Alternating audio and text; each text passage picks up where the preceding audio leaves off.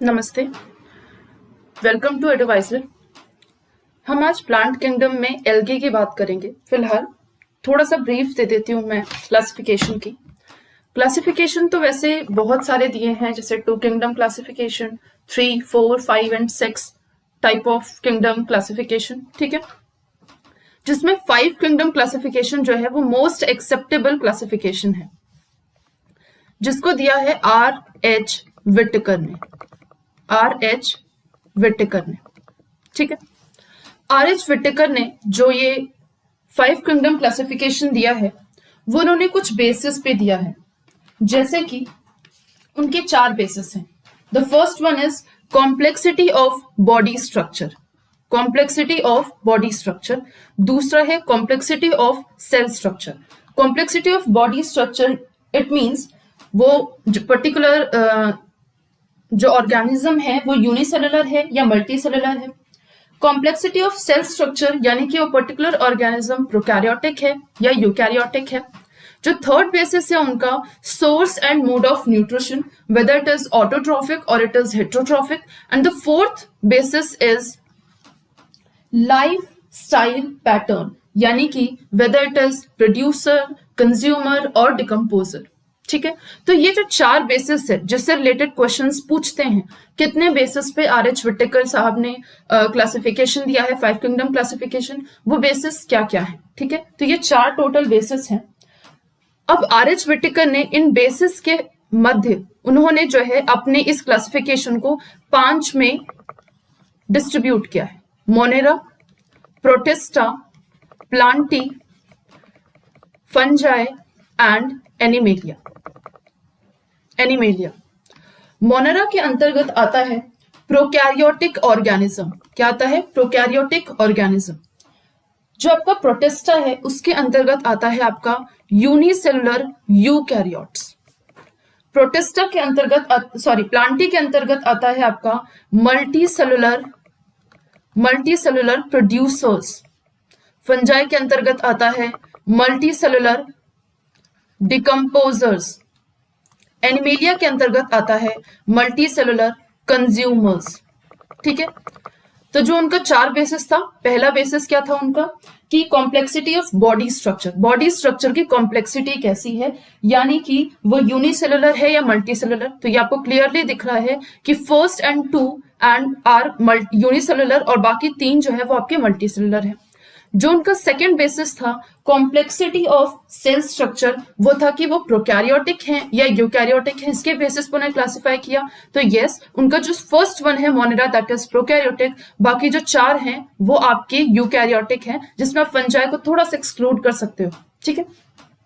Third is source and mode of nutrition, यानी कि वो ऑटोट्रॉफिक है या वो हेटेरोट्रॉफिक है, ठीक है। तो ये आपको दिख रहा है जो प्लांटी, ये आपके ऑटोट्रॉफिक है, ठीक है। बाकी जो है आपके हेटेरोट्रॉफिक है, या फंजाई, एनिमेलिया, ये सब आपके हेटेरोट्रॉफिक है।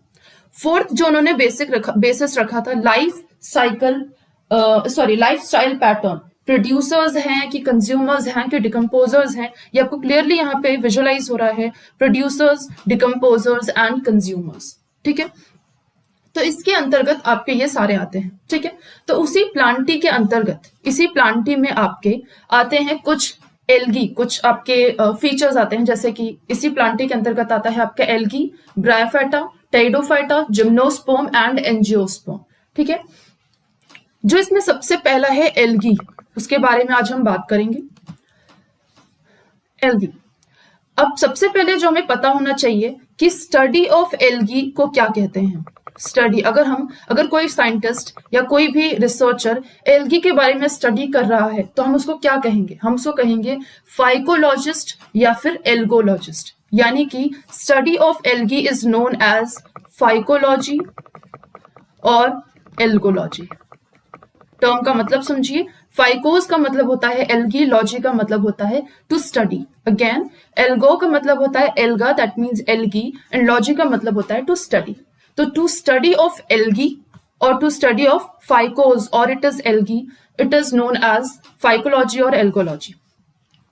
ये जो टर्म है एल्गी, ये टर्म किसने दिया था? ये टर्म दिया था लिन्नियस ने। किसने दिया था? लिन्नियस ने 1753 में। उसके बाद जो ये फादर हैं, father of algology, father of algology कौन है? फादर ऑफ एल्गोलॉजी है फ्रिस्ट, ठीक, फ्रिस्ट। और इन्होंने एल्गी को क्लासिफाई किया है इनटू 11 क्लासेस। कितने क्लासेस में?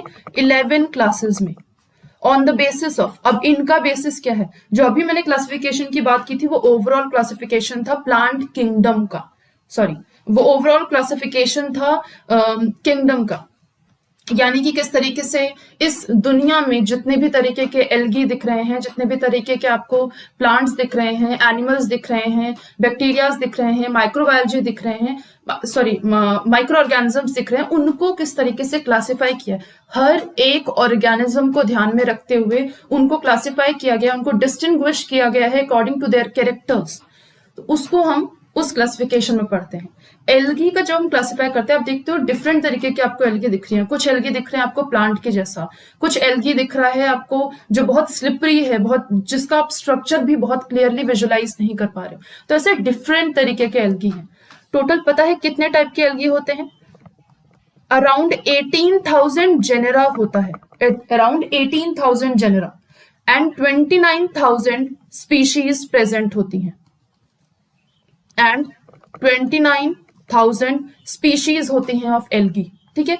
तो इन इतने जेनेरा, इतनी स्पीशीज को फ्रिस्ट ने 11 क्लासेस में डिस्ट्रीब्यूट किया है, ठीक है, ऑन द बेसिस ऑफ। इनका बेसिस क्या था?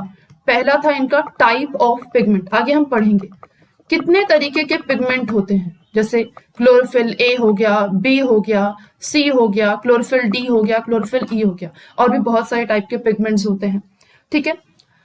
Nature of food, nature of food, किस तरीके का फूड है। And the third one is mode of reproduction, किस तरीके का रिप्रोडक्शन करता है, whether it is vegetative or it is asexual or it is sexual.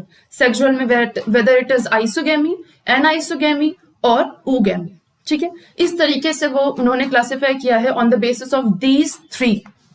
ये 3 बेसिस थे फ्रिस्ट को क्लासिफाई करने के लिए, ठीक है। फादर ऑफ एल्गोलॉजी तो पता चल गया। फादर ऑफ मॉडर्न एल्गोलॉजी भी आप जान लीजिए, उनका नाम है M.O.P. अयंगर।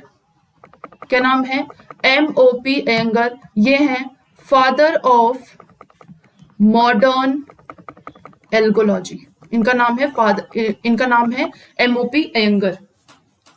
एक और नाम है जिनका क्वेश्चंस में काफी आता है, वाई भारद्वाज। पूछा जाता है Y Bharadwaj is related to, तो Y Bharadwaj is related to algology. ये भी इन्होंने भी रिसर्च किया था एल्गोलॉजी पे ही, तो इनका नाम काफी है, काफी शुमार है इनका नाम, ठीक है। उसके बाद अभी हमने जस्ट बात की पिगमेंट्स की, ठीक है। तो कुछ चीजें आपको याद रखनी पड़ेंगी, जैसे कि CPL, जैसे कि DRF, these are the codes of the pigment, जिसको आप याद कर सकते हो एक तरीके से। एक्सो and the fourth one is BCS, ठीक है। जो इसमें मिड में है ये आपका है एल्गी, टाइप ऑफ एल्गी। जो आपका इस साइड में लिखा है दैट इज पिगमेंट, और जो ये लिखा है दिस इज रिजर्व फूड। तो यहाँ पे हम थोड़ा सा इसको इलैबोरेट कर देते हैं। पिगमेंट, उसके बाद एल्गी, और उसके बाद आपका रिजर्व फूड, रिजर्व फूड, ठीक है। एल्गी हम बात करें यहाँ पे जो नाम लिखा है, वैसे तो उन्होंने 11 क्लासेस में इसको बांटा था, लेकिन हम कुछ पांच जो हैं वो बहुत ही जो इंपॉर्टेंट हैं टाइप ऑफ एल्गी, उसके बाद हम बात करेंगे। जैसे पहला है Phaeophyceae, second one is Rhodophyceae, third one is Xanthophyceae, fourth one is Chlorophyceae, and fifth one is Cyanophyceae. जिसको हमने बाद में लिखा है, इसको आप साइड में ही रखें क्योंकि this is the phylum of bacteria. But इसके कुछ कैरेक्टर्स एल्गी, इसके ज्यादा कैरेक्टर्स एल्गी से मिलते हैं, इसलिए हम इसको एल्गी में भी पढ़ते हैं। ठीक है, यहाँ पे हम पिगमेंट की बात कर रहे हैं, C, D, E and B। ठीक है, chlorophyll C, chlorophyll D, chlorophyll E and chlorophyll B। ठीक, उसके बाद रिजर्व फूड की अगर हम बात करें तो पहला है लेमिनारिन, दूसरा है floridean starch, third one is oil and fourth one is starch. According to this code मैं जस्ट अभी इसको लिख रही हूं। And the fifth one is cyanophycean starch, cyanophycean starch. देखो, आपको मैंने पिगमेंट के बारे में बताया था, chlorophyll A, chlorophyll B, chlorophyll C, chlorophyll D, chlorophyll E, ये कुछ बहुत इंपॉर्टेंट पिगमेंट्स हैं जो पाए जाते हैं एल्गी में। ठीक है, ये पहला एल्गी है फियोफाइसी, जिसको हम कहते हैं ब्राउन एल्गी। आपने देखा होगा ब्राउन कलर की एल्गी पाई जाती है, जैसे कि लेमिनेरिया। ठीक है, उसके बाद रोडोफाइसी, रेड कलर की एल्गी जैसे ग्रेसिलेरिया। उसके बाद है Xanthophyceae, yellow green algae. Chlorophyceae, green algae, बहुत सारी काई देखी होगी आपने ग्रीन कलर की, दैट इज क्लोरोफाइसी। ठीक है, and last one is Cyanophyceae, ये है blue green algae, blue green algae जो कि पूरे तरीके से प्रोकैरियोटिक कैरेक्टर को मेंटेन करता है। क्लोरोफाइसी ये है ग्रीन एल्गी, जेंथोफाइसी ये है येलो ग्रीन एल्गी, रोडोफाइसी ये है रेड एल्गी, और फियोफाइसी ये है ब्राउन एल्गी। ब्राउन एल्गी में आपका जो रिजर्व फूड है दैट इज लेमिनारिन, लेमिनारिन हो सकता है, मैनिटॉल हो सकता है, इस तरीके के रिजर्व फूड है। लेमिनारिन अगर बहुत पिक्यूलियर पूछ लिया जाए क्वेश्चन में कि लेमिनारिन किसमें प्रेजेंट है, आप ब्राउन एल्गी में नाम दीजिए किसी एक पर्टिकुलर एल्गी का, तो आप नाम दोगे लेमिनेरिया का। ठीक है, laminaria is a brown algae जिसमें रिजर्व फूड में लेमिनारिन प्रेजेंट होता है, उससे आपका एल्जिनिक एसिड भी प्रोड्यूस होता है, उससे आपका आयोडीन भी प्रोड्यूस होता है। लेमिनेरिया को आप केल्प्स भी कहते हो। ठीक है, इसमें क्लोरोफिल सी प्रेजेंट होता है क्लोरोफिल ए के साथ। Chlorophyll A is ubiquitous, it is present in almost all type of algae. ठीक है, क्लोरोफिल सी प्रेजेंट होता है ब्राउन एल्गी में, क्लोरोफिल डी प्रेजेंट होता है रोडोफाइसी में जिसका रिजर्व फूड है फ्लोरिडियन स्टार्च। क्लोरोफिल ई प्रेजेंट होता है जेंथोफाइसी में जिसका रिजर्व फूड है ऑयल। क्लोरोफिल बी प्रेजेंट होता है क्लोरोफाइसी में जिसका रिजर्व फूड है स्टार्च, और साइनोफाइसी का रिजर्व फूड है साइनोफाइसियन स्टार्च। ठीक है, जैसे क्वेश्चन कैसा पूछ सकता है, वो पूछेंगे chlorophyll A plus chlorophyll C ये किस में प्रेजेंट होता है, तो आपको ये दिख गया कि क्लोरोफिल ए तो सब में ही प्रेजेंट है, लेकिन chlorophyll C is in Phaeophyceae brown algae. अगर पूछ लिया जाए क्लोरोफिल ए प्लस सी का रिजर्व फूड क्या होगा, तो आपको यहाँ पता चल जाए कि ए तो सब में ही प्रेजेंट है, सी किस में प्रेजेंट, दैट इज इंपॉर्टेंट। तो सी प्रेजेंट है फियोफाइसी में और उसका रिजर्व फूड है लेमिनारिन। ठीक है, तो उसका आंसर हो जाएगा लेमिनारिन। इस तरीके से घुमा के वो क्वेश्चन पूछ सकते हैं, but the basic theme is this only कि इस तरीके से वो पिगमेंट, एल्गी और रिजर्व फूड आपको पता होना चाहिए। चलिए, तो हम क्वेश्चंस के ऊपर आ जाते हैं। अभी जो हमने पढ़ा है उससे रिलेटेड भी कई क्वेश्चंस आएंगे, आप देखोगे, बट फिलहाल पहला क्वेश्चन है आपका कि जो मैंने अभी जस्ट बताया कि साइनोफाइसी को ब्लू ग्रीन एल्गी भी कहते हो, तो मैंने कह दिया जस्ट, क्यों कह दिया, क्यों कहा जाता है भाई blue green algae are called cyanobacteria, because क्यों कहा जाता है, क्योंकि उसके कैरेक्टर्स उसके जैसे हैं, प्रोकैरियोटिक के जैसे। अब प्रोकैरियोटिक और यूकैरियोटिक इन दोनों को आप थोड़ा सा समझो। प्रोकैरियोटिक एक ऐसे टाइप का रूम है जिसमें सारी चीजें फैली हुई हैं। ठीक है, यूकैरियोटिक एक ऐसा रूम है जिसमें सारी चीजें सीक्वेंस्ड हैं। मतलब क्या है, नहीं समझ में आया, सिंपल सी चीज समझिए। आप किसी के रूम में जाएं और अगर मान लीजिए बुक के लिए बुक शेल्फ है, उनके कपड़ों के लिए अलमीरा है, यानी कि उनका हर एक चीज सीक्वेंस्ड फॉर्म में रखा हुआ है, एक जगह पे वो सारी चीजें बहुत स्थिर तरीके से रखी हुई हैं। किसी एक ऐसे कमरे में आप चले जाओ जहां बुक्स हैं, वहीं आपके कपड़े भी फैले हुए हैं, वहीं आपका खाने पीने का सामान भी, यानी कि सारी चीजें बिखरी हुई। That is prokaryotic. Prokaryotic structure को जब आप देखोगे तो उसके अंदर डीएनए, उसके अंदर जो राइबोसोम है, उसके अंदर जो क्लोरोप्लास्ट है, सब कुछ बिखरा पड़ा है। यानी कि आप नहीं देख पाओगे, कोई मेम्ब्रेन बाउंड स्ट्रक्चर उसमें नहीं प्रेजेंट होता, उसमें न्यूक्लियस नहीं प्रेजेंट होता, उसमें डीएनए इन हिस्टोन्स वो नहीं प्रेजेंट होते हैं प्रोकैरियोटिक्स में। तो जब वो नहीं प्रेजेंट होता है तो सीक्वेंस्ड फॉर्म में भी नहीं होता वो, ठीक है। यूकैरियोट्स को देखोगे तो उसमें हर एक चीज, हर एक ऑर्गेनेलिज मेम्ब्रेन बाउंड होता है। डीएनए जो है वो खुद हिस्टोन से सराउंडेड रहता है, यानी कि हिस्टोन्स में वो रैप्ड रहता है, एंड देन वो न्यूक्लियस के अंदर बंद होता है। तो इस तरीके से सारी चीजें आप अलग कर सकते हो इन यूकैरियोट्स, ठीक है। हम सब ह्यूमन बींग्स, हम सब यूकैरियोट्स हैं। प्रोकैरियोटिक का अगर हम थोड़ा सा एग्जांपल ले तो बैक्टीरिया आपका, जैसे कि for example E coli, Escherichia coli. Blue green algae are called cyanobacteria because, क्यों कहते हैं इसको? सबसे पहला तो लाइन यही लिखा हुआ है, phylum of bacteria. Cyanobacteria are the phylum of bacteria. सबसे पहला क्या क्वेश्चन पूछा है, सॉरी ऑप्शन क्या है? दे डू नॉट प्रोड्यूस गैमेट्स, बिल्कुल भी नहीं, ठीक है। वो गैमेट्स ही प्रोड्यूस नहीं, अगर गैमेट्स ही प्रोड्यूस नहीं करेंगे भाई तो आगे रिप्रोडक्शन कैसे होगा, ठीक है। They are not green, they are green, इसीलिए तो उनका नाम ब्लू ग्रीन एल्गी है, ठीक है। फोर्थ क्या लिखा है? They are as small as bacteria. तो क्या बैक्टीरिया के जैसे अगर उनका साइज का जैसा जितने भी होंगे तो क्या हम उन्हें साइनोबैक्टीरिया कहने लगेंगे? बिल्कुल भी नहीं। थर्ड ऑप्शन है दे डू नॉट हैव न्यूक्लियस, यानी कि उसमें न्यूक्लियस नहीं होता। अभी जस्ट बताया प्रोकैरियोटिक का character, basic character and most important character क्या है? उसमें न्यूक्लियस नहीं प्रेजेंट होता। और cyanobacteria is a phylum of bacteria, यानी कि cyanobacteria is equal to prokaryotes. तो इसका मतलब है कि they do not have nucleus, उनके अंदर न्यूक्लियस नहीं प्रेजेंट होता, और यही आंसर हो जाएगा करेक्ट। सेकंड क्वेश्चन पे चलते हैं। सेकंड क्वेश्चन है कार्पोस्पोर्स ऑफ बेट्राकोस्पर्मम आर। तो सबसे पहले क्वेश्चन होना चाहिए कि बेट्राकोस्पर्मम होता क्या है। तो बेट्राकोस्पर्मम है एक फ्रेश वाटर रेड एल्गा, ठीक है। ये क्या है? फ्रेश वाटर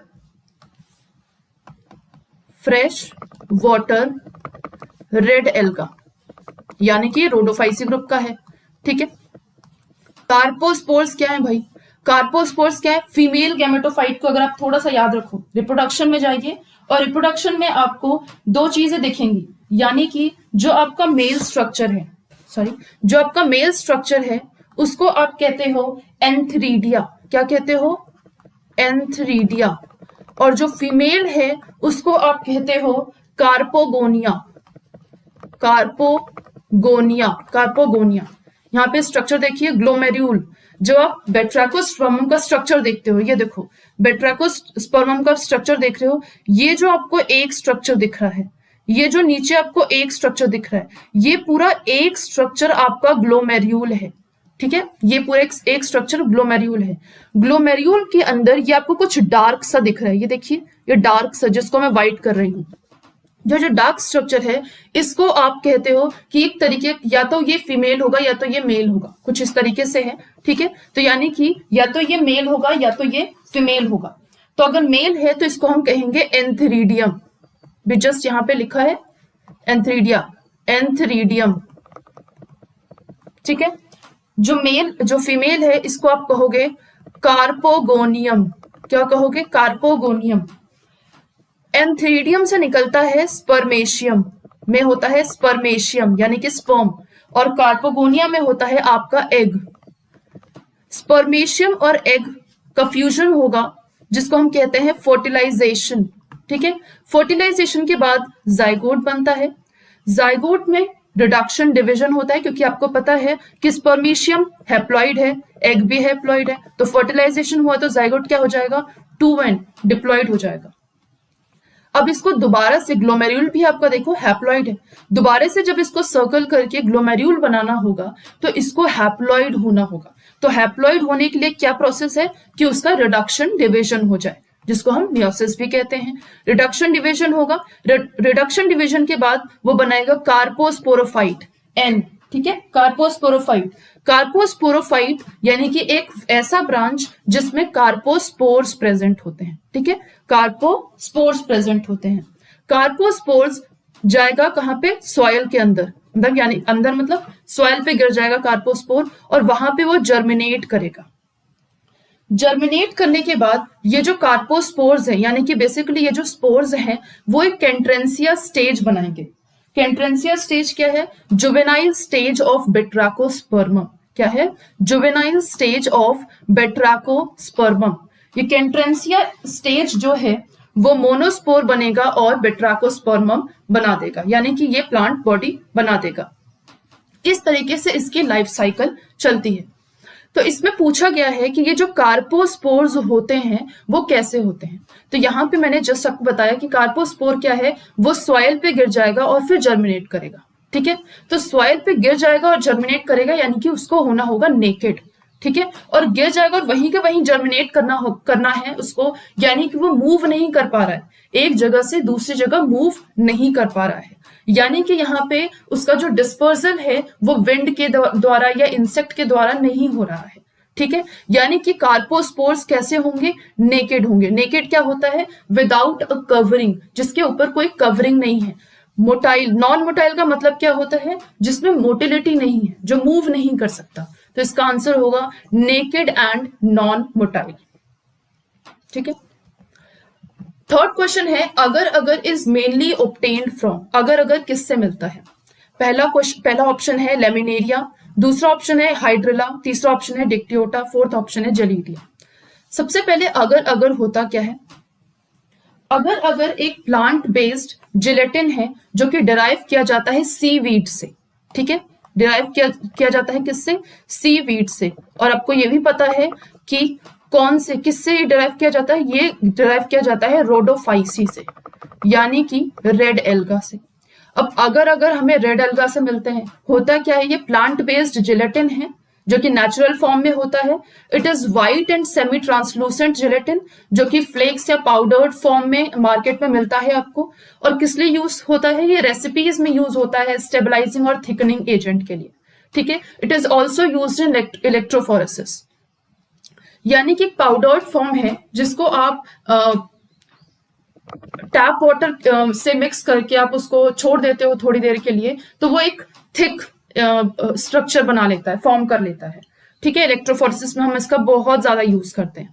तो अगर जो है बेसिकली ये हमको रोडोफाइसी से मिलता है। अब पहले आपको पता होना चाहिए कि इन चारों में से रेड एल्गा कौन है, यानी कि रोडोफाइसी ग्रुप का कौन है।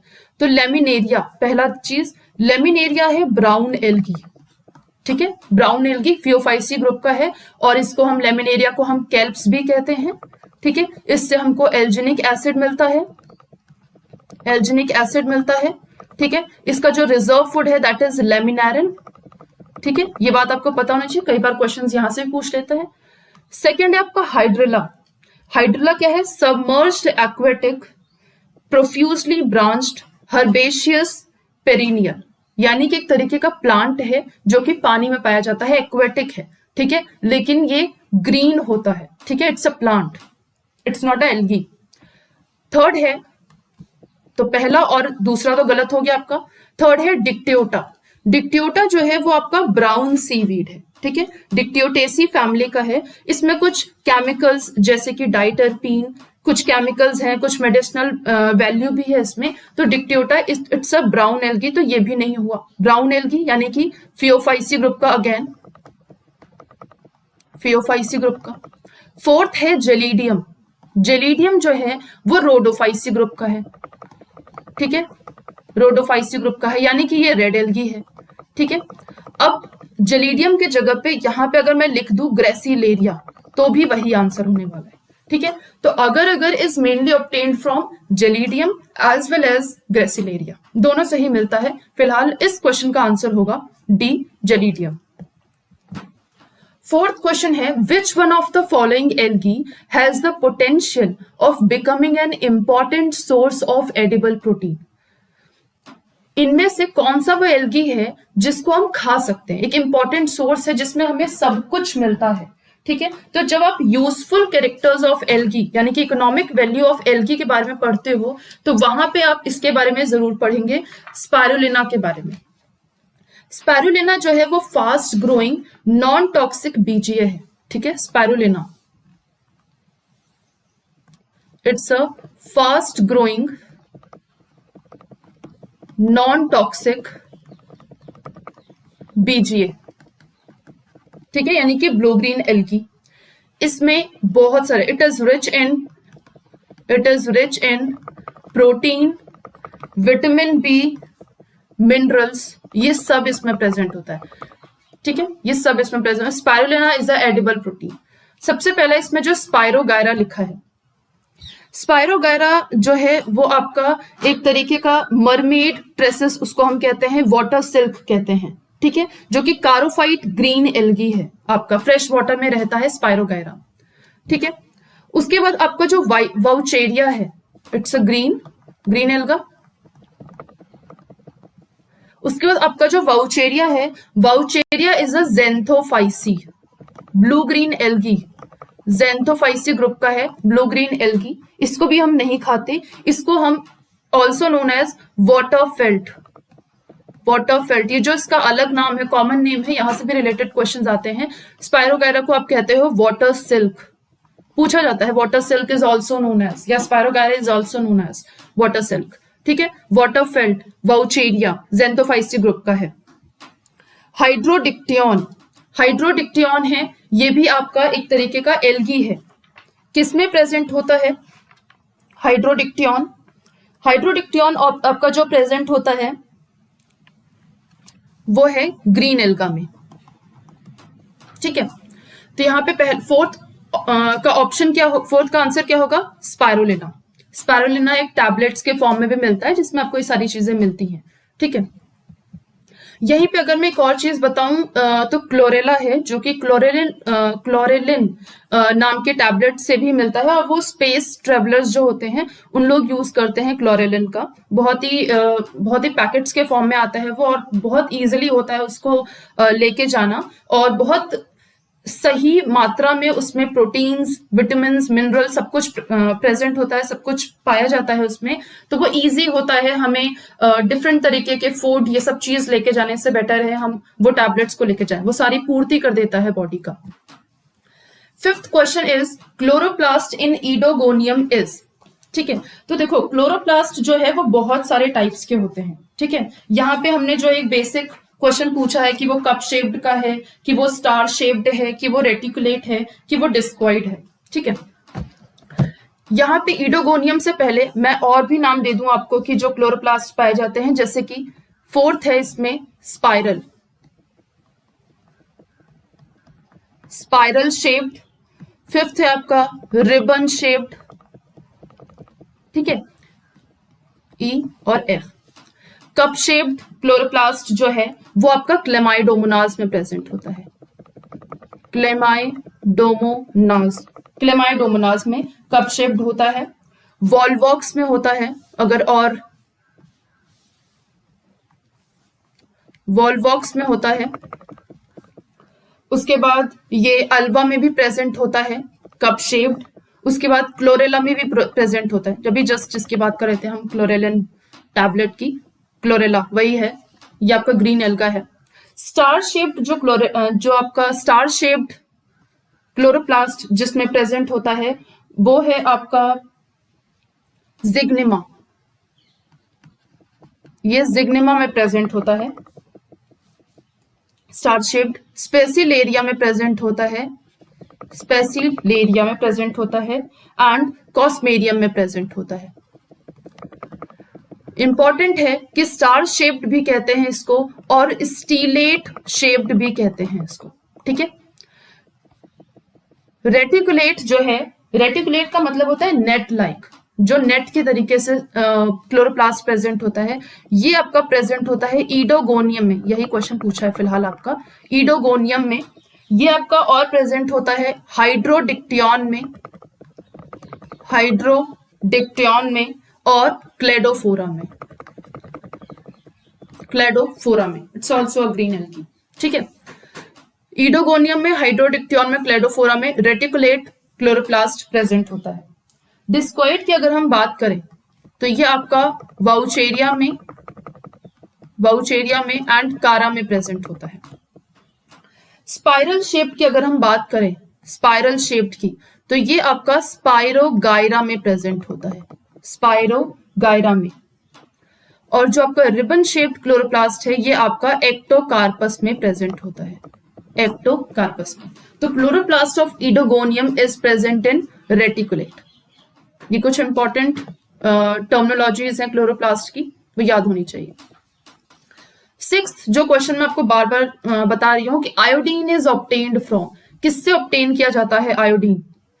ये है फियोफाइसी ग्रुप का। आयोडीन तो मिलता है हमको फियोफाइसी ग्रुप से, ठीक है। लेमिनेरिया जिसका रिजर्व फूड क्या है? लेमिनेरिन। स्टार्टिंग से बताती जा रही हूं, लेमिनारिन, ठीक है। इसको आप केल्प्स भी कहते हो, ठीक है। इससे आपको मिलता है एल्जिनिक एसिड, एल्जिनिक एसिड, और इससे मिलता है आपको आयोडीन ऑल्सो, ठीक है। तो आपका आंसर क्या हो जाएगा? Iodine is obtained from laminaria, ठीक है। इसमें यूलोथ्रिक्स है, इसमें इडोगोनियम है, इसमें एक्टोकार्पस है, डिफरेंट तरीके के एल्की हैं जिससे आपका आयोडीन ऑब्टेन्ड नहीं होता। सेवेंथ है which one of the following is a parasitic alga, कौन सा एल्गा है जो पैरासिटिक होता है, ठीक है। तो कई बार आपने लीफ अमरूद के गवावा लीफ पे आपने कुछ इस तरीके का स्ट्रक्चर देखा होगा। ये जो पैचेस आपको दिख रहे हैं, व्हाइट कलर के पैचेस, ब्लैक कलर के पैचेस, ये एक तरीके के एल्गा की वजह से होता है, ठीक है। ये फंगस नहीं है, लोगों को फंगस समझ में आता है, this is not fungus, this is alga, ठीक है। तो ये कौन सा एल्गा है? इस एल्गा का नाम है सिफेल्यूरस। क्या नाम है इस एल्गा का? सिफेल्यूरस, ठीक है। दिस वन अल्वा, एक्टोकार्पस, सार्गसम, ये आपके कॉमन एल्गा है जिससे किसी भी तरीके का पैरासिटिक अटैक नहीं होता, ठीक है। सिफेल्यूरस से होता है आपका पैरासिटिक अटैक। और जब आप इकोनॉमिक इंपॉर्टेंस ऑफ एल्गा के बारे में पढ़ते हो तो वहां पे आपको सिफेल्यूरस के बारे में बहुत क्लियरली पता चल जाता है। Parasitic alga like Cephaleuros virescens, पूरा नाम है इसका Cephaleuros virescens. It's a green alga, it causes red rust of tea और coffee, red rust of tea और कॉफी। कई बार क्वेश्चंस ऐसे भी पूछता है red rust of tea and coffee is caused by, तो वो आंसर होगा उसका सिफेल्यूरस विरेसेंस। एट्थ क्वेश्चन है आपका विच of the following is not concerned with Cyanophyceae, Cyanophyceae से रिलेटेड कौन सा नहीं है, ठीक है। हम लोग कई बार इस वर्ड को क्वेश्चन पढ़ते हुए भूल जाते हैं, नॉट, ठीक है। तो कौन सा कंसर्न्ड नहीं है? Absence of sex organ and motile reproductive bodies, ठीक है। तो यस, साइनोफाइसी में किसी तरीके का सेक्स ऑर्गन्स तो नहीं होता और मोटाइल रिप्रोडक्टिव बॉडीज भी नहीं होती। जो भी होता है ये सेक्सुअल वो होता है, वो भी नॉन मोटाइल होता है, ठीक है। एब्सेंस लिखा है, इसका मतलब है ये आंसर तो सही है, ठीक है। यानी कि नॉट कंसर्न पूछा है, it is concerned to the Cyanophyceae, ठीक है। उसके बाद the low state of thallus organisation and extremely simple structure. Cyanophyceae मैंने स्टार्टिंग बताया था, ब्लू ग्रीन एल्गी भी इसको कहते हैं, and it is a phylum of bacteria also. और बैक्टीरिया है प्रिमिटिव स्ट्रक्चर जिसमें बहुत ही स्टार्टिंग का फेज है, ठीक है। तो स्टार्टिंग का फेज है, कोई भी चीज जब बनती है तो बहुत ही सिंपल बनती है, उसका थैलस का ऑर्गेनाइजेशन जो है वो बहुत लो स्टेट पे होता है। तो it is correct, C option is also correct, यानी कि it is concerned with the Cyanophyceae, low state of the thallus organisation and extremely simple structure. Absence और वेल ऑर्गेनाइज्ड न्यूक्लियर, एग्जैक्टली, इसमें न्यूक्लियाई नहीं present होता। ये prokaryotic के जैसा इसका स्ट्रक्चर होता है, प्रोकैरियोट्स में न्यूक्लियस नहीं प्रेजेंट होता। So it is also concern to the Cyanophyceae. B पूछा है सिंपल प्रोटोप्लास्ट विद प्लास्टिड, बिल्कुल भी नहीं, इसमें ऐसा नहीं प्रेजेंट होता, ठीक है। यानी कि it is not concern with Cyanophyceae, तो B is the correct answer. Questions बहुत इजी हैं, बस शायद कुछ क्वेश्चंस आपको थोड़े से घूमे हुए लग रहे होंगे। नाइन्थ लिखा है which of the following algal division is characterised by position of chlorophylls A and B. अब देखो यहाँ पे आपको जो स्टार्टिंग में पिगमेंट बताया था वो कुछ इस तरीके से क्वेश्चन उन्होंने पूछा है, क्लोरोफिल ए एंड बी। अब क्लोरोफिल ए तो देखो सब में प्रेजेंट होता है because it is ubiquitous. Chlorophyll B किस में है? याद आ रहा होगा, कोड BCS क्लोरोफाइसी ग्रुप का है, ठीक है, ठीक है, क्लोरोफाइसी ग्रुप का। स्टार्च एस, अब यहां पे क्या लिखा है? Position of chlorophylls A and B, यानी कि क्लोरोफिल ए एंड बी होगा और स्टार्च उसका एनर्जी स्टोरेज मटेरियल है, ठीक है। स्टार्च उसका एनर्जी स्टोरेज मटेरियल है, यानी कि रिजर्व फूड है, ठीक है। रिजर्व फूड आपको स्टार्च दिख ही रहा है, क्लोरोफिल बी आपको दिख ही रहा है, सी आपका क्लोरोफाइल सी है ही। सेलुलोजिक सेल वॉल, यानी कि उसके सेल वॉल में सेलुलोज प्रेजेंट होता है, ठीक है। Live in fresh water and marine habitats, ठीक है। ये सारे के सारे कैरेक्टर्स आपके क्लोरोफाइटा से रिलेटेड हैं, ठीक है।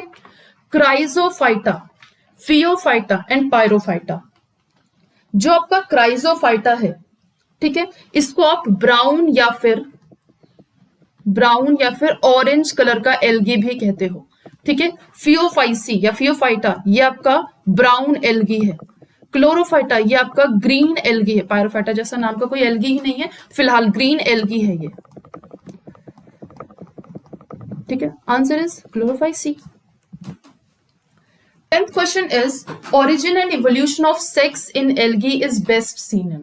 अब देखो, आप कभी भी उस आंसर को नहीं पकड़ोगे जो बहुत प्रिमिटिव होगा, यानी कि इवोल्यूशन हमेशा प्रिमिटिव से स्टार्ट होता है और एडवांस की तरफ जाता है, ठीक है। तो प्रिमिटिव तो आपका ब्लू ग्रीन एल्गी ही है, जो पहला ऑप्शन है, ठीक है, प्रिमिटिव है। लेकिन यहाँ पे क्वेश्चन प्रिमिटिव के पूछ ही नहीं रहा, क्वेश्चन क्या पूछ रहा है, इवोल्यूशन, ऐसा कौन सा एल्गी है जिसकी सेक्स में ऑरिजिन एंड इवोल्यूशन हुआ, यानी कि उसके जब आप उसके रिप्रोडक्शन वाले स्टेज को देखोगे तो कौन सा ऐसा एल्गी जिससे आपको लग रहा है कि yes it is a evolved character like a advanced character, ठीक है। वो एक तरीके का इवॉल्व्ड कैरेक्टर है, किसके जैसा, जो आपका एडवांस कैरेक्टर, जैसे कि आप ग्रीन प्लांट्स देखते हो, ट्रीज देखते हो, फोटोसिंथेसिस हो रहा है उसमें ग्रीन कलर के प्लांट्स हैं, ये सारी चीजें आपको ग्रीन एल्गा में दिखते हैं। रेड एल्गा और ब्राउन एल्गा ये आपके बेंथिक रीजन में पाए जाते हैं। Red alga Rhodophyceae group, brown alga Phaeophyceae group, blue green algae Cyanophyceae group, green alga Chlorophyceae group, ठीक है। ग्रीन एल्गा में जितने भी कैरेक्टर्स हैं it is equal to the character of जो आपका एंजियोस्पर्म है उसके जैसा है, बट हाँ it is quite different because it is found in aquatic mode और इसके और भी डिफरेंट तरीके की चीजें हैं, but still it is quite equal. उसका जो सेक्स का जो इवोल्यूशन है it is quite equal to the angiospermic plant. तो आंसर होगा green alga. 11th, who is known as father of phycology. Father of phycology कौन है? देखो, De Bary, Fritsch, Aristotle and Hodgkin. Father of phycology जो है वो आपके starting में मैंने आपको बताया था फ्रिस्ट ने कितने क्लासेस में किया था? 11 क्लासेस में इन्होंने उसको एल्गी को 11 क्लासेस में बांटा था। और उसके बाद जो आपका फ्रिस्ट है उसको आप फादर ऑफ फाइकोलॉजी भी कहते हो। एरिस्टोटल जो है वो father of biology as well as father of zoology भी कहते हो उसको, ठीक है। तो ये आपके इसका आंसर हुआ फ्रिस्ट, ठीक है। स्टार्टिंग में इसमें बात हुई थी फादर ऑफ फाइकोलॉजी, ठीक है। एरिस्टोटल कौन है? ये है father of biology plus zoology. अगर इसी में एक जो हमें बॉटनी पढ़ ही रहे हैं तो अगर पूछा जाए बॉटनी के फादर कौन है तो थियोफ्रास्टस है। कौन है? थियोफ्रास्टस। उसके बाद है हॉजकिन आपने कई बार हॉजकिन लिम्फोमा सुना होगा। हॉजकिन लिम्फोमा एक तरीके का डिजीज है, ठीक है। कैसा डिजीज है? It's an uncommon cancer that develops in lymphatic system, ठीक है। इसमें क्या होता है कि वेसल्स और जो ग्लैंड्स होते हैं वो आपके बॉडी में मूव करने लगते हैं, ठीक है। वो मोटाइल हो जाते हैं, मूव करने लगते हैं, कहीं भी वो लंप का फॉर्मेशन करने लगते हैं। आपको पता होगा lymphatic system is a part of your immune system, ठीक है। तो जब तक वो आपके इम्यून सिस्टम का पार्ट है, जब तक वो बहुत अच्छे से काम कर रहे हैं, दैट इज करेक्ट। लेकिन उसके बाद जब उसके वेसल्स या उसके जो ग्लैंड्स होते हैं, उसके जो नेटवर्क्स होते हैं, जब वो स्प्रेड करने लगे थ्रू आउट योर बॉडी, तो हर जगह एक लंप का फॉर्मेशन होने लगता है। उसको आप कहते हो कि it is a Hodgkin disorder. Hodgkin lymphoma या हॉजकिन डिसऑर्डर या हॉजकिन डिजीज जो नाम पड़ा है वो हॉजकिन के नाम से ही पड़ा है। हॉजकिन एक साइंटिस्ट है, ठीक है, जिनके रिस्पेक्ट में ये नाम दिया गया है। डी बेरी कौन है? डी बेरी एक सर्जन है, बॉटनिस्ट है, माइक्रोबायोलॉजिस्ट और माइकोलॉजिस्ट भी है। और ये प्लांट पैथोलॉजी के फादर हैं और मॉडर्न माइकोलॉजी के भी फाउंडर हैं सॉरी। तो father of plant pathology and founder of modern mycology ये हैं आपके डी बेरी साहब। फ्रिस्ट हैं आपके फादर ऑफ फाइकोलॉजी, एरिस्टोटल हैं आपके father of biology and zoology, father of botany है थियोफ्रास्टस, एंड हॉजकिन जो हैं वो हॉजकिन लिम्फोमा डिजीज से रिलेटेड हैं, जिनके रिस्पेक्ट में इनका नाम दिया गया है उस डिजीज को, क्योंकि उन्होंने ही उसकी डिस्कवरी की थी। ठीक है, नेक्स्ट, एकाइनीड्स आर फाउंड इन। सबसे पहले एकाइनीड्स होता क्या है? एकाइनीड्स एक डॉर्मेंट सेल ऑफ, एकाइनीड्स क्या है?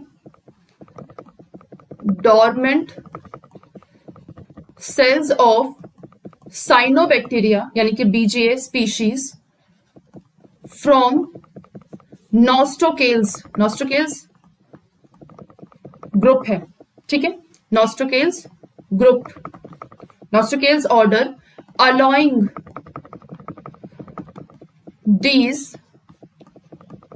फोटोट्रॉफिक बैक्टीरिया, आपको पता होगा साइनोबैक्टीरिया फोटोट्रॉफिक होता है, ठीक है, allowing this phototrophic bacteria to survive in harsh and starvation condition, harsh and starvation condition। क्या मतलब है इसका? जब भी क्या होता है कि कई बार ऐसा स्ट्रक्चर बन जाता है, जैसे मान लीजिए बीजीए है जिसकी हम बात कर रहे हैं यहाँ पे, साइनोबैक्टीरिया। साइनोबैक्टीरिया कई बार ऐसा होता है कि वो जब उन्होंने अपना स्ट्रक्चर बना लिया होता है, जब वो अपनी लाइफ जी लिए होते हैं, उसके बाद क्या होता है कि सारा कंडीशन जो है वो अनफेवरेबल हो जाता है। कभी कभार ऐसा हो जाता है अनफेवरेबल कंडीशन। तो अनफेवरेबल कंडीशन है तो ऑब्वियसली वो एसेक्सुअल मोड ऑफ रिप्रोडक्शन जो भी चीज है वो उनका नहीं हो पाता। तो वो क्या करते हैं, वो अब उसके अराउंड एक थिक वॉल यानी कि जो भी स्ट्रक्चर, जैसे ये देखिए यहाँ पे आपको ये स्ट्रक्चर दिख रहा होगा, ये सब वेजिटेटिव सेल है, ये जितने भी हैं ये सब वेजिटेटिव सेल हैं, सिंपल वेजिटेटिव सेल। इसकी हम बात करते हैं अभी थोड़ी देर में।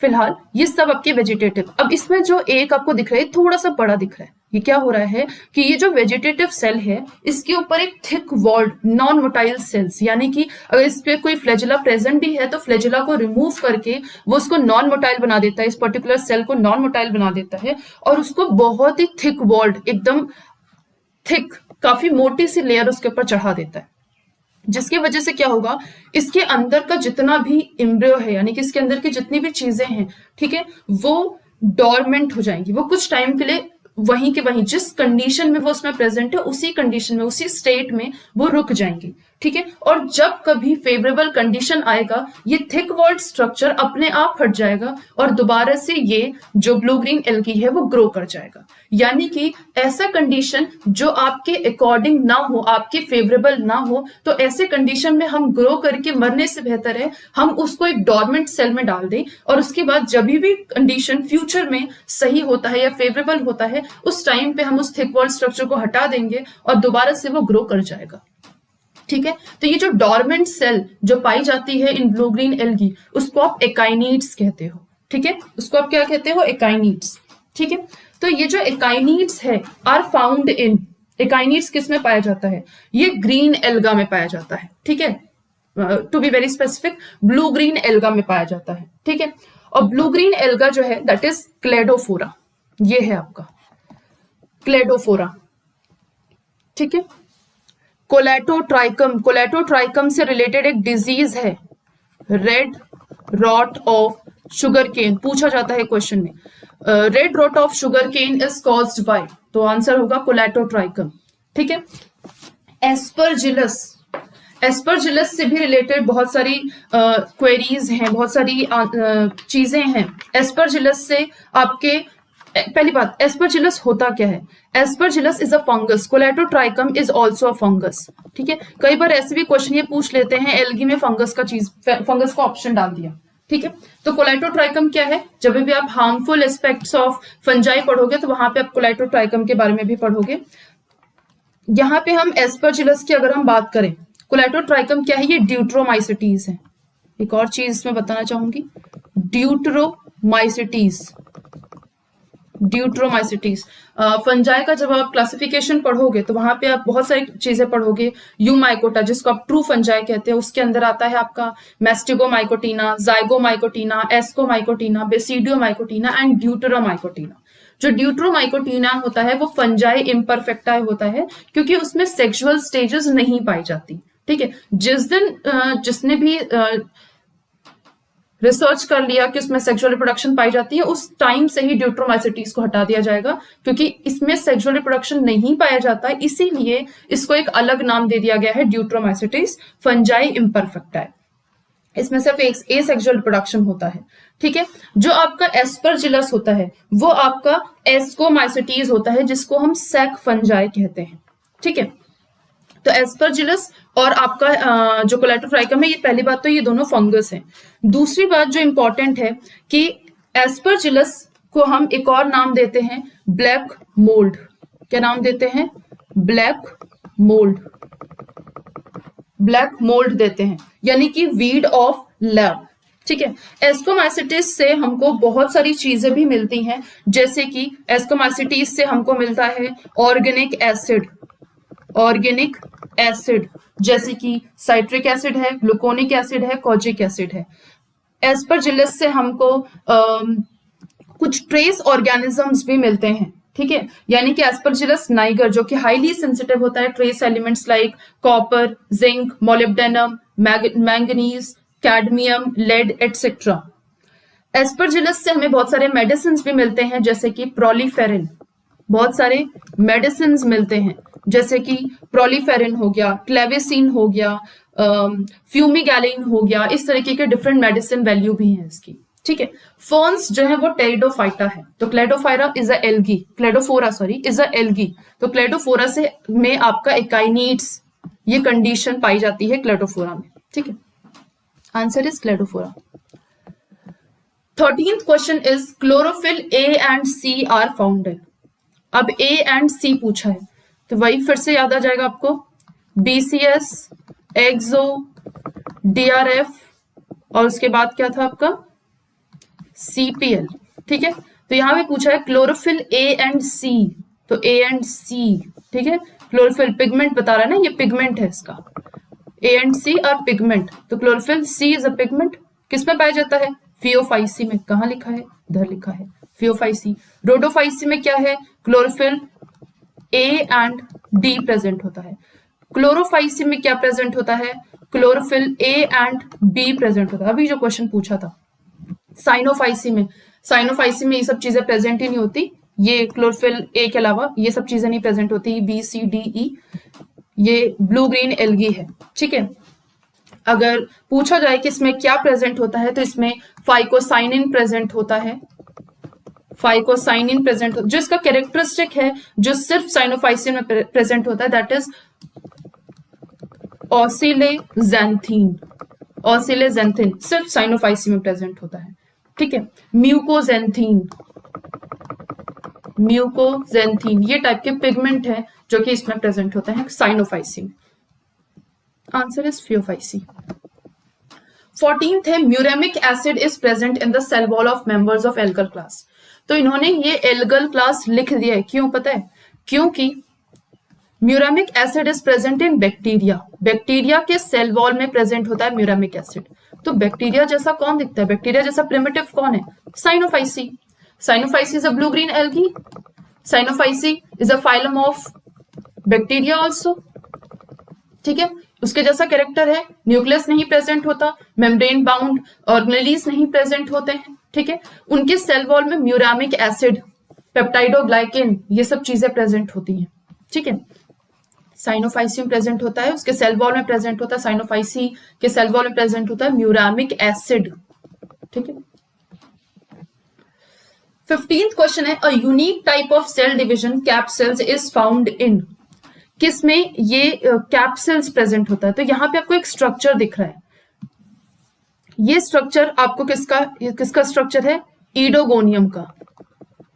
ईडोगोनियम का। ठीक है, ईडोगोनियम में जब जब सेल डिवीजन होता है तब तब एक कैप्सिल, मान लीजिए कुछ इस तरीके का एक आपको सेल दिख रहा है। ठीक है, और इस सेल में एक सेल डिवीजन हुआ तो एक कैप्सिल बन जाएगा। ठीक है। इसी सेल ने दोबारा सेल डिवीजन किया, एक और कैप सेल बन जाएगा। तीसरी बार सेल डिवीजन किया, तीसरा कैप सेल बन जाएगा। इस तरीके से हर कैप सेल एक सेल डिवीजन का, जैसे आप डेंड्रोक्रोनोलॉजी के बारे में पढ़ते हो, प्लांट, आप किसी ट्री को काटते हो और उसमें आपको सर्कल्स दिखते हैं, जितने सर्कल्स +1 वो उसका एज फैक्टर, वो उसका एज बता देता है, ठीक है। सेम इसी तरीके से ये आपका ईडोगोनियम है। ईडोगोनियम में जितने कैप्स है बता देता है कि इतने टाइम में इतने टाइम बार उसने सेल डिवीजन किया हुआ है, ठीक है। तो ये देखिए एपिकल कैप सेल, ठीक है, ये कैप सेल है, ये जो इसके अंदर कुछ इस तरीके के सेल्स होते हैं, ठीक है, जो कैप बनाने के लिए रिस्पॉन्सिबल होते हैं, ठीक है। ये सेल है, ये नॉर्मल टाइप का सेल है जो कि डिवीजन करता है तो एक कैप बन जाता है। तो यही पूछा है, और ये सिर्फ ईडोगोनियम में प्रेजेंट होता है, इसलिए पूछा है a unique type of cell division cap cells is found in, किसमें, ईडोगोनियम में, ठीक है। 16th है, which of the following is not a nitrogen fixing blue green algae. कौन सा ऐसा एल्गी है जिसमें नाइट्रोजन फिक्सिंग, जो कि nitrogen fixing blue green algae नहीं है। अब पहली बात आपको बता दूं, ये चारों के चारों ऑप्शन ये ब्लू ग्रीन एल्गी के ही ऑप्शंस हैं, ठीक है। यानी कि ये चारों के चारों ही साइनोफाइसी ग्रुप के हैं। इन चारों में Cyanophycean starch as a reserve food material है, ठीक है। लेकिन नॉस्टॉक, एनाबेना, साइटोनिमा, इन तीनों में नाइट्रोजन फिक्सेशन होता है या नाइट्रोजन फिक्सिंग मटेरियल होता है, एक्सेप्ट ऑसिलेटोरिया, ठीक है। नॉस्टोकेल्स ग्रुप का होते हुए भी ऑसिलेटोरिया में नाइट्रोजन फिक्सेशन नहीं होता, ठीक है। और ऑसिलेटोरिया के साथ साथ और भी बहुत सारे ऐसे ब्लू ग्रीन एल्गी हैं जो कि नाइट्रोजन फिक्सेशन नहीं करते। अब क्यों नहीं करते, क्वेश्चन ये होना चाहिए, ठीक है। थोड़ी देर पहले अभी हम कुछ एक स्ट्रक्चर दिख रहे थे जिसमें एक में एकाइनीड्स प्रेजेंट था, मैं आपको वो दिखा दूं स्ट्रक्चर। यहां पे हम एकाइनीड्स की बात कर रहे थे, ठीक है। और यहीं पे हेट्रोसिस्ट भी लिखा था, जिसके बारे में मैंने बोला था अभी हम बात करेंगे इसकी, ठीक है। वही जो हेट्रोसिस्ट है, वो हेट्रोसिस्ट है is responsible for nitrogen fixation. यहां पे देखिए, ये जो हेट्रोसिस्ट है, this heterocyst is responsible for nitrogen fixation. ये जिसमें प्रेजेंट होगा नाइट्रोजन फिक्सेशन उसमें होगा, ठीक है। जैसे कि एनाबीना, एनाबिनोप्सिस, ओलोसिरा, नॉस्टॉक, हैप्लोसाइफन, स्टिगोनीमा, क्लोरोग्लोइया, मैस्टिगोक्लेडस, ठीक है, साइटोनीमा, इन सब में जो है आपका हाइड्रोसिस्ट प्रेजेंट होता है और नाइट्रोजन फिक्सेशन होता है, ठीक है। कुछ non heterocystous filamentous blue green algae present होते हैं, यानी कि ऐसे ब्लू ग्रीन एल्गी जिसमें हेट्रोसिस्ट पाया ही नहीं जाता, ठीक है। हेट्रोसिस्ट जिसमें नहीं पाया जाता है वो होता है ऑसिलेटोरिया, ट्राइकोडेस्मियम, प्लेक्टोनीमा और लिंगबिया, ठीक है। ट्राइकोडेस्मियम आपने कई बार देखा होगा कि रेड सी जो होता है वो रेड क्यों होता है, बिकॉज ऑफ दिस ट्राइकोडेस्मियम, ठीक है। उसके बाद अब ये बात हुई हेट्रोसिस्ट की। हेट्रोसिस्ट जो है वो हमेशा एरोबिक कंडीशन में होता है, ठीक है, यानी कि हमेशा ऑक्सीजन की प्रेजेंस में ही आपका हेट्रोसिस्ट काम करेगा, ठीक है। हेट्रोसिस्ट सारा न्यूट्रिशन जो है वो आपका वेजिटेटिव सेल से, ये जितने भी सेल्स हैं ये वेजिटेटिव सेल है, इनसे न्यूट्रिशन लेता है, इनसे ऑक्सीजन लेता है और यहाँ पे नाइट्रोजन को फिक्स करता है, ठीक है। और ये पर्टिकुलर जिसके अंदर भी होगा उसके अंदर नाइट्रोजन फिक्सेशन करेगा, ठीक है। जैसे कि आपने कई बार देखा होगा साइकस का जो कोरेलॉइड रूट होता है उसके अंदर भी नाइट्रोजन फिक्सेशन होता है, क्योंकि उसमें ब्लू ग्रीन एल्गी प्रेजेंट होता है, ठीक है। इसको हम कभी और पढ़ेंगे, बट फिलहाल यहाँ पे जो 3 आपके ब्लू ग्रीन एल्गी हैं, सॉरी ये चारों ही आपके ब्लू ग्रीन एल्गी हैं, ये 3 है जिसमें हेट्रोसिस्ट प्रेजेंट होता है और इसी वजह से इसमें नाइट्रोजन फिक्सेशन हो रहा है। ऑसिलेटोरिया में ये non heterocystous filamentous blue green algae है, इसलिए इसमें नाइट्रोजन फिक्सेशन नहीं होता। 17th question is the best method of perennation of algae, ठीक है। पेरिनेशन ऑफ एल्गी जो है यानी कि बहुवार्षिकता, पेरिनेशन का मतलब होता है बहुवार्षिकता, यानी कि कौन सा ऐसा चीज है जो उसको काफी सालों तक इसको रखे रह सकता है, एल्गी को काफी सालों तक रखे रह सकता है। अभी जस्ट इसकी बात हुई थी एकाइनीड्स की। मान लीजिए कोई एक ऐसा एल्गी है जो कि जिसका condition is not according to their particular जो भी मोड ऑफ रिप्रोडक्शन वो कर रहे हैं, तो उन्होंने क्या किया, उस पर्टिकुलर सेल के ऊपर एक लेयरिंग चढ़ा दी काफी थिक वॉल की लेयरिंग हुई, ठीक है, इतना थिक वॉल है कि अब किसी भी तरीके से कोई भी वाटर या किसी भी चीज का उसके ऊपर कोई इफेक्ट नहीं पड़ेगा, ना तो विंड का, ना तो वाटर का, ना तो हीट का, किसी भी तरीके से इफेक्ट नहीं पड़ेगा। ठीक है, तो इसको हम क्या कह रहे हैं, इसको हम एकाइनिड्स कह रहे हैं। अभी जस्ट बात हुई थी thick walled structure, non motile structure, akinetes की। काफी सालों के बाद जब उसको लगता है कि हाँ फेवरेबल कंडीशन आ गया, उसने ये थिक वॉल हटाई और ग्रो कर गया। ठीक है, तो यही पूछ रहा है वो, best method of perennation of algae, algae को बहुवार्षिक काफी सालों तक रखने के लिए कौन सी एक चीज जिम्मेदार है, दैट इज एकाइनिड्स। बाकी जो बाकी ये ज़ूस्पोर और एप्लानोस्पोर ये भी आपके सेक्सुअल रिप्रोडक्शन में आते हैं, but these are not responsible for perennation of algae. Okay, now the 18th question is amoeboid non-flagellate gametes of algae are called as, amoeboid यानी कि अमीबा की जैसे जिसका शेप हो। ठीक है, अमीबॉइड नॉन फ्लैजिलेट यानी कि जिसके ऊपर फ्लैजिला नहीं है, तो वो जो गैमीट्स ऑफ एल्गी है उसको हम क्या कहते हैं, उसको हम कहते हैं ए प्लानोगैमीट्स। ठीक है, क्या कहते हैं, ए प्लानोगैमीट्स। इसका जो नाम है, ये नाम खुद अपने आप को सिग्निफाई कर रहा है कि ये जो है इसमें किसी भी तरीके का फ्लैजिला नहीं है। ठीक है, ये फ्लैजिला नहीं प्रेजेंट होता और इसका जो स्ट्रक्चर होता है वो अमीबॉइड होता है। इसका स्ट्रक्चर कैसा होता है, अमीबॉइड। तो amoeboid non flagellate gametes of algae जिसको हम कहते हैं दैट इज ए प्लानोगैमीट्स। ज़ूगैमीट्स में यस इट इज प्रेजेंट, जो यहाँ पे फ्लैजिला जो है वो यहाँ प्रेजेंट होता है। ऑसिलेटोरिया तो एक तरीके का एल्गी है, कारा एक तरीके का एल्गी है। ठीक है, तो ये तो एसेक्सुअल मोड ऑफ रिप्रोडक्शन का ऑप्शन ही नहीं है। यहाँ पे एसेक्सुअल मोड ऑफ रिप्रोडक्शन का ऑप्शन है, लेकिन ज़ूगैमीट्स में फ्लैजिला प्रेजेंट होता है और ए प्लानोगैमीट्स में फ्लैजिला नहीं प्रेजेंट होता और अमीबॉइड स्ट्रक्चर भी होता है। तो answer is a planogametes. 19th and the second last question is nucleus and globule are found in, nucule और ग्लोब्यूल, पहली बात तो होता क्या है, न्यूक्यूल और ग्लोब्यूल एक तरीके का सेक्स ऑर्गन है। ठीक है, न्यूक्यूल की अगर हम बात करें तो न्यूक्यूल है फीमेल सेक्स ऑर्गन, न्यूक्यूल है फीमेल सेक्स ऑर्गन। ठीक है, और जो ग्लोब्यूल है this is male sex organ. और ये किस में प्रेजेंट होता है, ये प्रेजेंट होता है कारा में। ठीक है, तो कारा का जो मेल, जैसे आप किसी के मेल सेक्स ऑर्गन को आप क्या कहते हो, एंथ्रीडिया कहते हो, या फिर फीमेल वाली को आप आर्चिगोनिया या फिर ऊगोनिया या फिर एग, इस तरीके का नाम देते हो। उस तरीके से कारा में जो आपका सेक्स ऑर्गन है फीमेल और मेल का, उनका जो सेक्स ऑर्गन है उसको हम इस तरीके का नाम देते हैं न्यूक्यूल एंड ग्लोब्यूल। ठीक है, फ्यूकस, ये जो फ्यूकस है वो आपका ब्राउन एल्गी है, फ्यूकस आपका ब्राउन एल्गी है। इडोगोनियम आपका ब्लू ग्रीन एल्गी है। ठीक है, सॉरी, इडोगोनियम आपका ग्रीन एल्गी है, दैट इज ऑसिलेटोरिया। इडोगोनियम आपका ग्रीन एल्गी है, ऑसिलेटोरिया आपका ब्लू ग्रीन एल्गी है, और कारा, कारा अगेन आपका जो है वो ग्रीन एल्गी है। ठीक है, तो यहाँ पे जो कारा है उसके जो फीमेल और जो मेल सेक्स ऑर्गन्स है उनका ये नाम है न्यूक्यूल एंड ग्लोब्यूल, ये कारा में ही प्रेजेंट होता है। ठीक है, और इसको आप नेकेड आइज से भी देख सकते हो, that is more important. Exactly आप इसको यहाँ पे देख भी पा रहे हो। ठीक है, ये जो ऊपर वाला पार्ट है, जो यहाँ पे ये ऊपर इस तरीके का जैसा मैं स्ट्रक्चर बना रही हूँ, अगर इस तरीके से आपको स्ट्रक्चर दिख रहा है ये न्यूक्यूल होगा, और जो आपको एकदम गोल स्ट्रक्चर दिख रहा है ये आपका ग्लोब्यूल होगा। तो न्यूक्यूल एंड ग्लोब्यूल। ठीक है, ये आपका ब्राउन एल्गी है। ठीक है, फ्यूकस, ये आपका कारा है, दिस इज योर कारा। ये आपका जो है ऑसिलेटोरिया है। ठीक है, ब्लू ग्रीन एल्गी। इडोगोनियम आपने भी जस्ट देखा था।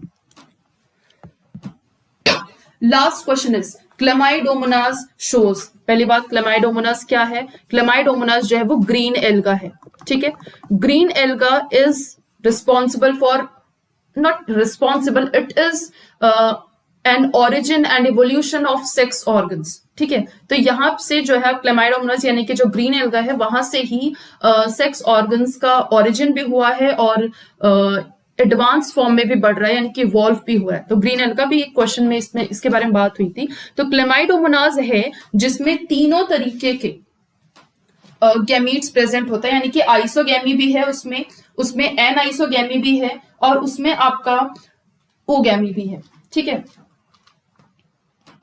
तो सबसे पहले हम बात कर रहे हैं यहाँ पे आइसोगैमी की।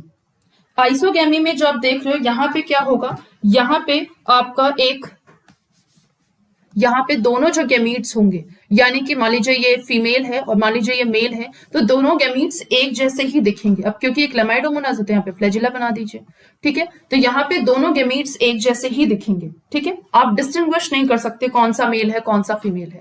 एन आइसोगैमी में आपका जो मेल और जो फीमेल है दोनों डिफरेंट तरीके से दिखते हैं, ठीक है। मान लीजिए ये फीमेल है, तो फीमेल को आप कहते हो फीमेल गैमेटेंजियम। क्या कहोगे? फीमेल गैमेटेंजियम। और जो मेल है, मेल के पास फ्लैजिला नहीं प्रेजेंट होता, ठीक है। तो ये आपका मेल है, मेल गैमेटेंजियम जिसको आप कहते हो, ठीक है। तो यहाँ पे मेल गैमेटेंजियम और फीमेल गैमेटेंजियम, फ्लैजिला एक्चुअली इसमें भी होता है, बट यहाँ पे स्ट्रक्चर, एक्चुअली हम स्ट्रक्चर की बात करें तो ये स्ट्रक्चर जो होता है वो बिगर इन साइज होता है, and this male gamete is in smaller in size, ठीक है। ये छोटे साइज में होगा, इसका साइज छोटा होगा, बस इतना सा अंतर है। यानी कि एक दूसरे से देखने में, आप स्ट्रक्चर को देखते ही समझ में आ जाएगा कि क्लेमाइडोमोनास का ये मेल है और ये फीमेल है।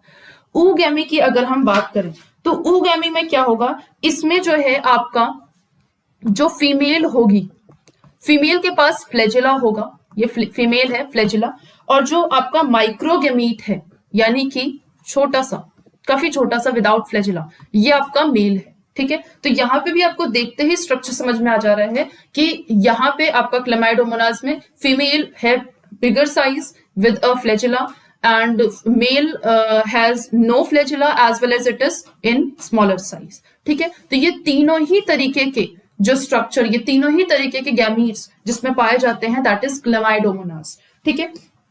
पूछा जाए किसमें कि आइसोगैमी किसमें प्रेजेंट होता है, तो आइसोगैमी प्रेजेंट होता है क्लेमाइडोमोनास म्योसी में। उसके बाद है जो आपका एन आइसोगैमी जो है वो प्रेजेंट होता है क्लेमाइडोमोनास ब्राउनी में, और जो ऊगैमी है वो प्रेजेंट होता है क्लेमाइडोमोनास कॉक्सीफेरा में, ठीक है। तो ये तीनों ही तरीके के चीजें शो करती हैं in the Chlamydomonas only. Thank you for watching.